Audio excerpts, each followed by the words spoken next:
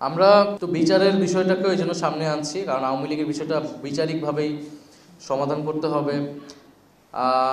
আমরা তো আমি নিজেও ট্রাইব্যুনালে সাক্ষ্য দিয়ে এসেছি এবং সরকারকে আমরা বলেছি বিচারের একটা রোড ম্যাপও যাতে সরকার দেয়, এবং দল হিসেবে বিচারের যে উদ্যোগ ট্রাইব্যুনাল থেকে নেওয়া হয়েছে আমরা সেটাকে সমর্থন জানাই।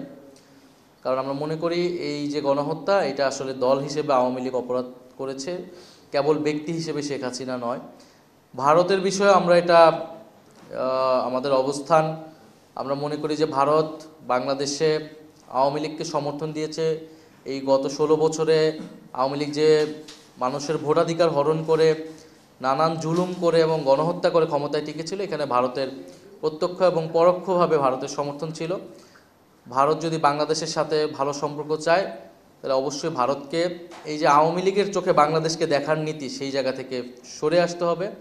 বাংলাদেশের জনগণের সাথে সম্পর্ক তৈরি করতে হবে। বাংলাদেশে কে সরকার গঠন করলো কি করলো না, বা বাংলাদেশের রাজনীতিতে হস্তক্ষেপের বা প্রভাব বিস্তারের যে চেষ্টা ভারত সবসময় করে আসে, সেই জায়গা থেকে ভারতকে ফেরত আসতে হবে এবং বাংলাদেশের সাথে একটি সমতা এবং মর্যাদার ভিত্তিতে সম্পর্ক স্থাপন করতে হবে। বাংলাদেশের সাথে যেই সংকটগুলো রয়েছে, নদী এবং সীমান্ত হত্যা সহ আরও কতগুলা বিষয়, সেই সংকটগুলো সুরাহা করতে হবে।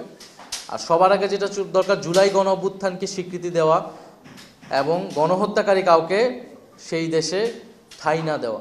ভারত যখন শেখ হাসিনাকে সেই দেশে আশ্রয় দিয়েছে, এর মধ্য থেকেই কিন্তু তারা গণহত্যাকারীদের পক্ষে অবস্থান নিয়েছে।